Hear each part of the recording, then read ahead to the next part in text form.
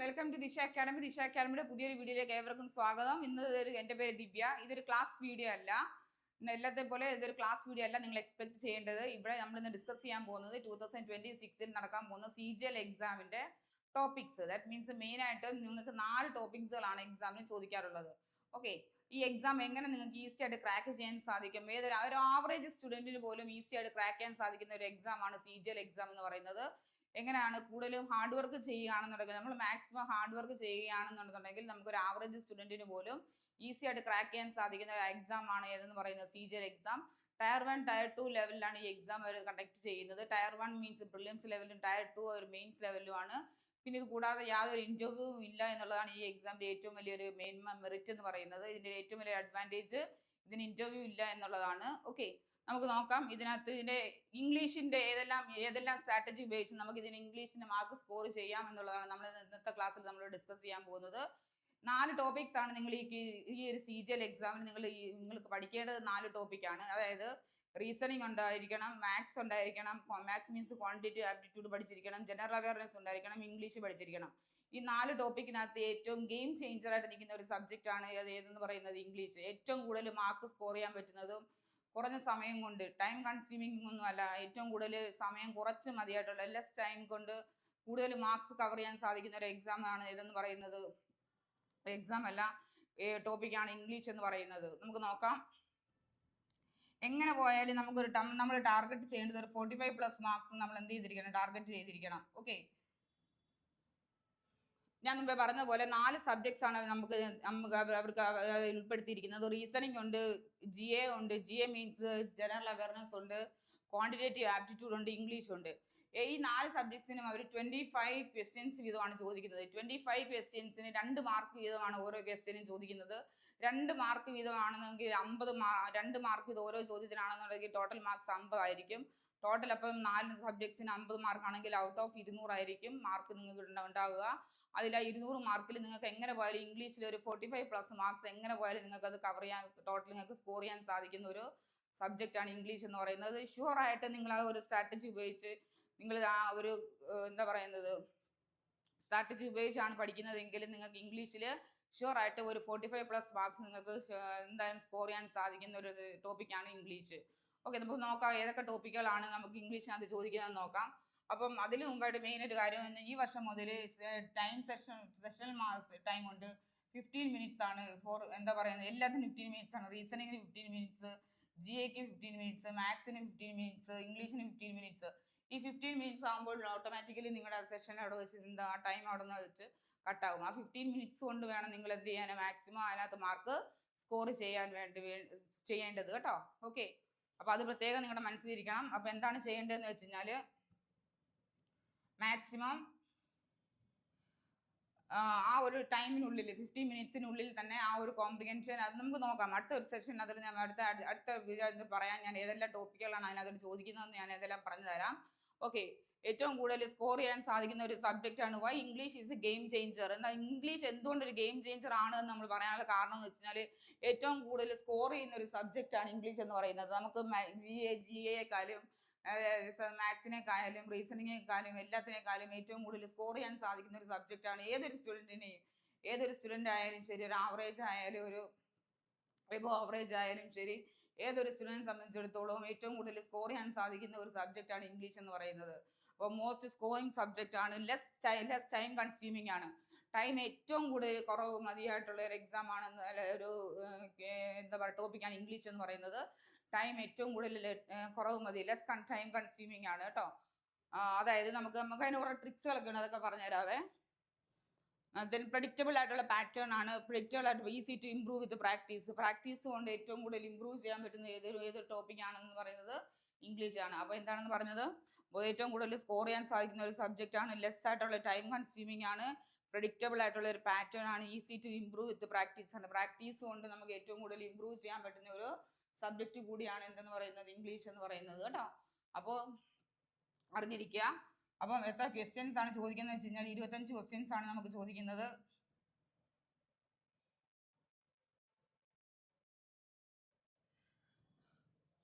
പണ്ട് നേരത്തെയൊക്കെ ആയിരുന്നെങ്കിൽ, ഏർലിയർ ആയിരുന്നെങ്കിൽ ഫ്രീ മൂവ്മെന്റ് ബിറ്റ്വീൻ സെഷൻസ് ആയിരുന്നു. അതായത് 15 മിനിറ്റ്സ് എന്നുള്ള ഒരു കൺസെപ്റ്റ് അല്ലായിരുന്നു. ഇപ്പം ആകെ 200 മിനിറ്റ് ഉണ്ടെന്നുണ്ടെന്നുണ്ടെങ്കിൽ ആ 200 മിനിറ്റിനകത്താണെന്നുണ്ടെങ്കിൽ അല്ലെങ്കിൽ 60 മിനിറ്റ് ആണെന്നുണ്ടെങ്കിൽ അല്ലെങ്കിൽ പോട്ടെ 100 മിനിറ്റ് ഉണ്ടെന്നുണ്ടെന്നുണ്ടെങ്കിൽ അതിനകത്ത് ഇത്ര മിനിറ്റ് ഇംഗ്ലീഷിന്, ഇത്ര മിനിറ്റ് QAക്ക്, ഇത്ര മിനിറ്റ് റീസണിങ്ങിന്, ഇത്ര മിനിറ്റ് ജനറൽ അവയർനെസ്സിന് അങ്ങനെ ഡിവൈഡ് ചെയ്ത് വെച്ചിട്ടില്ലായിരുന്നു. നമ്മൾ സാധാരണ എക്സാം ഒക്കെ എഴുതുന്ന 10th 12th ഡിഗ്രി പോലുള്ള എക്സാമുകളൊക്കെ എഴുതുന്നത് പോലെ നമുക്ക് ഇഷ്ടമുള്ള സമയത്തിൽ ഇഷ്ടമുള്ള ടോപ്പിക് എടുത്ത് വെച്ച് ഇഷ്ടമുള്ള സമയത്ത് എഴുതാമായിരുന്നു. പക്ഷെ ഇനി മുതൽ അതിവിടെ നടക്കത്തില്ല. സെഷൻ ടൈം ഉണ്ട്. ഈ പ്രാവശ്യം മുതൽ 15 മിനിറ്റ്സ് ഫോർ ഇംഗ്ലീഷ് ആണെങ്കിൽ 15 minutes for maths, 15 minutes for general awareness, 15 minutes for reasoning. No extra time from other sessions. ഇപ്പം 10 മിനിറ്റ് കൊണ്ട് ഇംഗ്ലീഷ് ചെയ്ത് കഴിഞ്ഞെന്ന് പറഞ്ഞുകൊണ്ട് ബാക്കി 5 മിനിറ്റ് കൊണ്ട് നമുക്ക് വേറെ എന്തെങ്കിലും ചെയ്യാം, അങ്ങനെ നടക്കത്തില്ല. 15 മിനിറ്റ്സ് തന്നെ നിങ്ങൾ എന്തിന് യൂസ് ചെയ്യണം? ഇംഗ്ലീഷിന് യൂസ് ചെയ്യണം. 15 മിനിറ്റ്സ് മാത്സിന് യൂസ് ചെയ്യണം. 15 മിനിറ്റ്സ് തന്നെ യൂസ് ചെയ്യണമെന്ന് വെച്ചാൽ ആ 15 മിനിറ്റ്സ് നിങ്ങൾ ആ ഒരു എക്സാമിന് ആ ഒരു ടൈം കൊണ്ട് തന്നെ അതിനകത്ത് നിങ്ങൾ എന്ത് ചെയ്യുന്നില്ല, മാക്സിമം മാർക്സ് നിങ്ങൾ സ്കോർ ചെയ്യാൻ ശ്രമിക്കുക. ഓക്കെ. അതേസമയം നിങ്ങൾക്ക് 15 മിനിറ്റ്സ് പോലും വേണ്ടി വരില്ല. ഡയറക്റ്റ് ഒരു കറക്റ്റ് ഒരു ഗൈഡൻസോടുകൂടി പഠിച്ചു കഴിഞ്ഞാൽ ഇംഗ്ലീഷ് എന്ന് പറയുന്ന സബ്ജക്റ്റിന് ഈ ഒരു 15 മിനിറ്റിൻ്റെ ആവശ്യം പോലും ഇല്ല. അത് നമുക്ക് ഒരു സ്റ്റുഡൻറ്റിനെ സംബന്ധിച്ചിടത്തോളം 15 മിനിറ്റ് ആവശ്യം പോലും ഇല്ല ഇംഗ്ലീഷിൻ്റെ ഇത് കണ്ടുപിടിക്കാൻ. അതേസമയം ഇച്ചിരി ടൈമെങ്കിലും കൺസ്യൂം ചെയ്യുന്നത് റീഡിങ് കോംപ്രിഹെൻഷന് മാത്രമാണ്. റീഡിങ് കോംപ്രിഹെൻഷന് നമ്മൾ എന്താ ചെയ്യേണ്ടതെന്ന് വെച്ച് കഴിഞ്ഞാൽ ഒരു കാരണവശാലും ക്വിക്കായിട്ട് വായിച്ചങ്ങ് വിടുക. സ്കിപ്പ് ചെയ്ത് അല്ലെങ്കിൽ സ്കിമ്മിങ് ചെയ്ത് വായിച്ചങ്ങ് വിടുക. ഓക്കെ. അതേപോലെ ടഫായിട്ടുള്ള എന്തായാലും വേർഡ്സ് വരില്ല, വൊക്കാബുലറി, അത് അണ്ടർലൈൻ ചെയ്ത് മാർക്ക് ചെയ്ത് വെക്കുക. അണ്ടർലൈൻ ചെയ്ത് വെക്കാൻ പറ്റില്ല, മാർക്ക് ചെയ്ത് വെക്കുക, അല്ലെങ്കിൽ മനസ്സിൽ നോട്ട് ചെയ്ത് വെക്കുക. ഓക്കെ. ചിലപ്പോൾ ആ വേർഡ്സിൻ്റെയൊക്കെ സിനോണിംസും ആൻറ്റോണിംസും ഒക്കെ ആയിരിക്കും അതിനകത്ത് ചോദിക്കുന്നത്. അങ്ങനെ ടഫായിട്ടുള്ള വേർഡ്സ് ഒന്നും ജസ്റ്റ് മൈൻഡിൽ ഒന്ന് നോട്ട് ചെയ്ത് വെക്കുക. റീഡിങ് കോംപ്രിഹെൻഷൻ ഒരു കാരണവശാലും നമുക്ക് മനസ്സിരുത്തി വായിച്ച് അതിൻ്റെ ആൻസർ കണ്ടെത്താനായിട്ട് സാധിക്കുന്നുള്ള സമയം കിട്ടത്തില്ല. കാരണം ആകെ 15 മിനിറ്റാണ് നമുക്ക് അതിനത് ആകെ തരുന്നിരുന്നിരിക്കുന്നത് കേട്ടോ. പിന്നെ പറയാനുള്ളത്, ഈ CGL എക്സാമിന് ഏതെല്ലാം ടോപ്പിക്കുകളാണ് ചോദിക്കുന്നതെന്ന് നോക്കിയാൽ ഒന്നാമത്തേതെന്ന് വെച്ച് കഴിഞ്ഞാൽ വൊക്കാബുലറി ആണ്. അപ്പോൾ വൊക്കാബുലറി എന്ന് പറയുന്നത് ഏറ്റവും കൂടുതൽ നിങ്ങൾ വൊക്കാബുലറി ഡെവലപ്പ് ചെയ്യാൻ വേണ്ടി ചെയ്യേണ്ടതെന്ന് വെച്ച് കഴിഞ്ഞാൽ ഹിന്ദു പത്രത്തിൻ്റെ, ഇന്ത്യൻ എക്സ്പ്രസ് പത്രത്തിൻ്റെ എഡിറ്റോറിയൽ പേജ് നിങ്ങൾ നന്നായിട്ട് വായിക്കുക. ആ എഡിറ്റോറിയൽ പേജിൽ നിന്നായിരിക്കും കൂടുതൽ നിങ്ങൾക്ക് വൊക്കാബുലറീസ് നിങ്ങൾ പ്രതീക്ഷിക്കുന്നത്. നിങ്ങൾക്ക് വരുന്ന ഏറ്റവും കൂടുതൽ ചോദ്യങ്ങൾ വരുന്നത് എവിടെ നിന്നാണെന്ന് ചോദിച്ചു കഴിഞ്ഞാൽ എഡിറ്റോറിയൽ പേജിൽ നിന്നായിരിക്കും ഏറ്റവും കൂടുതൽ ക്വസ്റ്റ്യൻസ് വരുന്നത്. അതുകൊണ്ട് എഡിറ്റോറിയൽ പേജിൽ വരുന്ന വൊക്കാബുലറിയും ഫ്രേസൽ വേർബ്സും ഹാർഡായിട്ടുള്ള സിനോണിംസും എന്താ പറയുന്നത് ഫ്രേസൽ വേർബ്സും നിങ്ങൾ എന്ത് ചെയ്ത് വെക്കുക, നോട്ട്ബുക്കിനകത്ത് നോട്ട് ചെയ്ത് വെക്കുക. അതൊരു ഈസി വേ ആണ്. അത് ചെയ്താൽ തന്നെ വൊക്കാബുലറിയുടെ ആ ഒരു ടഫ്നെസ് നിങ്ങൾക്ക് മാർക്ക് കിട്ടും. ഓക്കെ. അതാണ് ഏറ്റവും നല്ല ഓപ്ഷൻ. അപ്പോൾ പിന്നെ വൊക്കാബുലറിയെ കുറിച്ച് പിന്നെ നിങ്ങൾ ചിന്തിക്കേണ്ട ആവശ്യമേ വരുന്നില്ല. നെക്സ്റ്റ് വൺ എന്ന് പറയുന്നത് ഗ്രാമറാണ്. ഗ്രാമർ എന്ന് പറയുന്നത് റീഡിങ് കോംപ്രിഹെൻഷൻ പോലെയൊന്നും അല്ല. ഗ്രാമർ എന്ന് പറയുന്നത് നിങ്ങൾ റൂൾസ് ഉണ്ട്, ഇംഗ്ലീഷിലൊരു റൂൾസ് ഉണ്ട്. ആ റൂൾസ് നന്നായിട്ട് ബൈഹാർട്ട് ചെയ്ത് പഠിച്ചു തന്നെ വെക്കുക ചെയ്യുക. നന്നായിട്ട് റൂൾസ് ബൈഹാർട്ട് ചെയ്ത് ഒരു 120 ഗ്രാമർ റൂൾസ് ഉണ്ട്. ആ 120 ഗ്രാമർ റൂൾസ് നമ്മൾ എല്ലാ ക്ലാസ്സിൽ ഡിസ്കസ് ചെയ്യുന്നതാണ്. ആ റൂൾസും ബൈഹാർട്ട് ചെയ്ത് നമ്മളിത് മനസ്സിലാക്കി പഠിച്ചു വെച്ച് കഴിഞ്ഞാൽ ആ ഗ്രാമറിൻ്റെ ആ പോർഷൻ നമുക്ക് ഈസി ആയിട്ട് ക്രാക്ക് ചെയ്യാൻ സാധിക്കുന്നതാണ്. റീഡിങ് കോംപ്രിഹെൻഷൻ എന്ന് പറയുന്നത് ഒരു 6 to 7 മാർക്സ് റീഡിങ് കോംപ്രിഹെൻഷന് നമുക്ക് പ്രതീക്ഷിക്കാം. റീഡിങ് കോംപ്രിഹെൻഷനകത്ത് ടഫായിട്ടുള്ള വേർഡ്സ് സിനോണിംസ് ആൻഡ് ആൻറ്റോണിംസ് ആയിട്ട് വരുന്നുണ്ട്. പിന്നെ ക്വിക്കായിട്ട് വായിച്ചങ്ങ് മാറുക എന്നുള്ളതേ ഉള്ളൂ. റീഡിങ് കോംപ്രിഹെൻഷന് സ്കിമ്മിങ് ആയിരിക്കണം കേട്ടോ. ജസ്റ്റ് ഓടിച്ചിട്ടൊന്ന് വായിച്ചെന്ന് സാങ് കളയുക എന്നുള്ളതേ ഉള്ളൂ. അല്ലാതെ ടൈം എടുത്ത് കഥ വായിക്കുന്ന പോലെ ഇരുന്ന് റീഡിങ് കോംപ്രിഹെൻഷൻ വായിച്ച് സമയം കളയരുത്. ഓക്കെ. നെക്സ്റ്റ് വന്ന് ക്ലോസ് ടെക്സ്റ്റ് ആണ്. ക്ലോസ് ടെക്സ്റ്റ് എന്ന് പറയുന്നത് ഒരു പാരഗ്രാഫ് വരും, ഒരു ബ്ലാങ്ക്സ് ഉള്ള ഫില്ലിൻ്റെ ബ്ലാങ്ക്സ് പോലുള്ള പാരഗ്രാഫ് വരും. അത് പക്ഷേ നിങ്ങൾ നല്ല ടൈം എടുത്ത് വെച്ച് നല്ലതായിട്ട് നിങ്ങൾ എന്താ പറയുക മനസ്സിലാക്കിയിരുന്ന് വായിച്ച് വേണം കണ്ടെത്താൻ.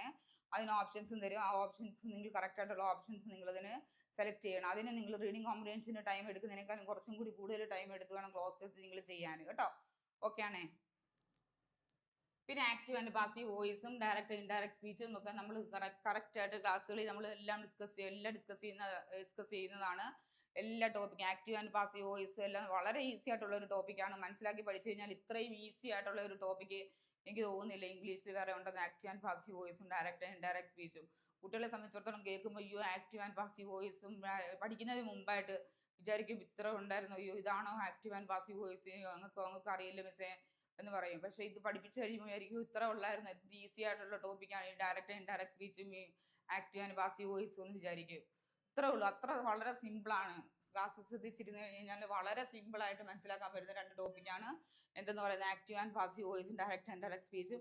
ക്ലാസ്സിൽ പഠിപ്പിച്ചു കഴിഞ്ഞാൽ പിന്നെ അതിനെക്കുറിച്ച് ചിന്തിക്കേ വേണ്ട, അതിനെക്കുറിച്ച് നമുക്ക് ഓർക്കുക പോലും വേണ്ട. പിന്നെ ക്ലോസ് ടെസ്റ്റ് മീൻസ് വൊക്കാബുലറി ഏറ്റവും കൂടുതൽ വീണ്ടും നമുക്ക് എക്സ്പെക്ട് ചെയ്യേണ്ട വേറെ ടോപ്പിക്കാണ് ക്ലോസ് ടെസ്റ്റ് എന്ന് പറയുന്നത്. അവിടെയും നമുക്ക് എന്താ പറയുന്നത്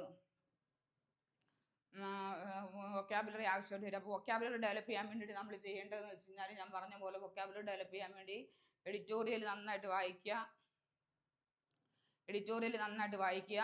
അതിൽ ടഫായിട്ടുള്ള വേർഡ്സുകൾ നോട്ട് ചെയ്യുക, ഫ്രേസൽ വേർബുകൾ നോട്ട് ചെയ്യുക, ഇഡിയംസ് ഉണ്ടെന്നുണ്ടെങ്കിൽ അത് നോട്ട് ചെയ്ത് വെക്കുക. ഇഡിയംസ് കിട്ടുന്നത് ഇഡിയംസ് ഉണ്ടെങ്കിൽ നോട്ട് ചെയ്ത് വെക്കുക. കൂടുതലും നമുക്ക് വൊക്കാബുലറിയും ഫ്രേസൽ വേർബ്സും നമുക്ക് എഡിറ്റോറിയലിൽ നിന്ന് കിട്ടുന്നതാണ്. അതാണ് മിക്കവാറും ചോദിക്കാറ് കേട്ടോ. അത് കഴിഞ്ഞതിന് ശേഷം ഗ്രാമർ നമ്മൾ ഗ്രാമറിനകത്താണ് പറയുന്നത് എറർ ഡിറ്റക്ഷൻ വരുന്നത്. ഗ്രാമറിനകത്താണ് എറർ ഡിറ്റക്ഷൻ വരുന്നത്. സൂപ്പർഫ്ലൂസ് എറേഴ്സ് വരുന്നത് ഇതിനകത്തായിരിക്കും. പിന്നെ പാരാജമ്പിൾഡ്, സെന്റൻസ് റീഅറേഞ്ച്മെന്റ്, ഇതെല്ലാം ഈ ഗ്രാമറിന്റെ പോർഷൻസിനകത്തായിരിക്കും വരുന്നത് കേട്ടോ. ഇതെല്ലാം നമുക്ക് ക്ലാസ്സിൽ നമ്മൾ ഇതെല്ലാം പഠിക്കുന്നതാണ്. വളരെ ഈസി ആയിട്ട് നമുക്ക് ഇതെല്ലാം എന്താ പറയുന്നത് ക്രാക്ക് ചെയ്യാൻ പറ്റുന്ന, വളരെ ഈസി ആയിട്ട് ചെയ്യാൻ പറ്റുന്ന ഒരു ടോപ്പിക്കാണ് ഈ ഗ്രാമർ പോർഷൻ എന്ന് പറയുന്നത്.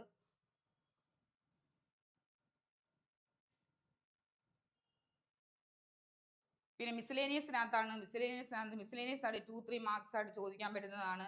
ഫില്ലേഴ്സ് എന്ന് പറയുന്ന ഒരു ടോപ്പിക്ക്. ഫില്ലേഴ്സ് ഉണ്ട്, പിന്നെ സെന്റൻസ് റീഅറേഞ്ച്മെന്റ് ഉണ്ട്, പിന്നെ ഈ എന്താ പറയുന്നത് ഇൻകറക്റ്റ് ആയിട്ടുള്ള സ്പെല്ലിംഗ് വരും.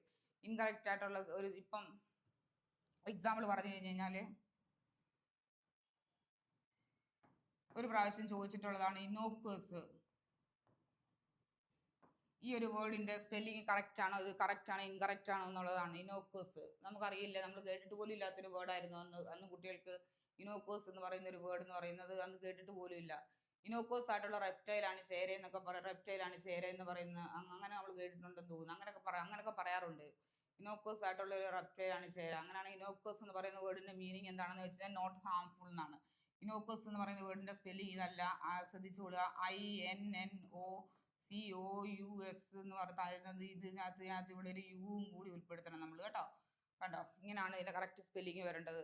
COUSനകത്തുനിന്ന് CUOUS എന്ന് വരുന്നു. അപ്പൊ ഇങ്ങനെയൊക്കെയാണ് ഇതിനെ ചോദിക്കുന്നത്. അതേപോലെ ചോദിച്ചിട്ടുള്ള ഒരു വേർഡാണ് ഉബിക്വിറ്റസ്.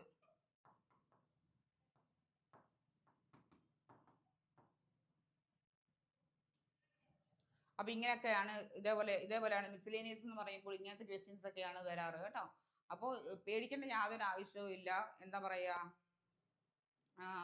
നമ്മൾ ഈ പറയുന്ന ടോപ്പിക് അല്ലാതെ യാതൊരു ടോപ്പിക്ക് എക്സ്ട്രാ ടോപ്പിക്ക് ഒരു കാരണവശാലും നിങ്ങൾക്ക് ഇതിൽ നിന്ന് വരില്ല. ഓക്കെ.